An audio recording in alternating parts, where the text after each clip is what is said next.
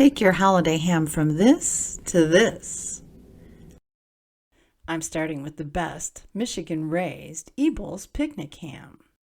Slicing off that top layer of fat, I leave a thin layer so that I can add moisture and flavor to the meat as it cooks.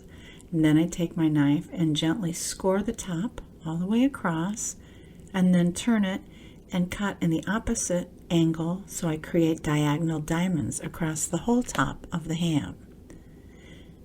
This allows the fat to leak down into the meat too and make it taste extra delicious. Then I take some whole cloves, and with the help of my grandchildren, we place a clove in the center of each of the diamonds, and that will impart the clove's amazing flavor and also give you anchors for toppings like pineapples, which we will be adding to the top of the ham.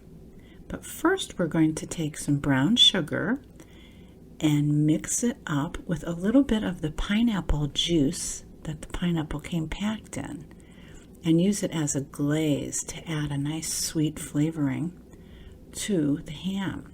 Once you pour that all over the ham, then you're going to add the rings to the top of the ham, pressing down so that the cloves can grab those pineapple rings tightly and securely. And then for extra flavor, you can add Traverse City premium cocktail cherries to the top to give your ham an extra special flavor. And if you really want to go crazy, add some of the juice that comes with those cherries too. The more the merrier. And then it's time for the oven.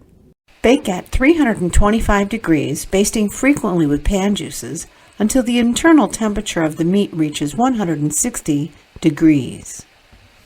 Ta-da! For quality and service that can't be beat, shop Ebel's and treat yourself to the fabulous flavor of Michigan-raised meats.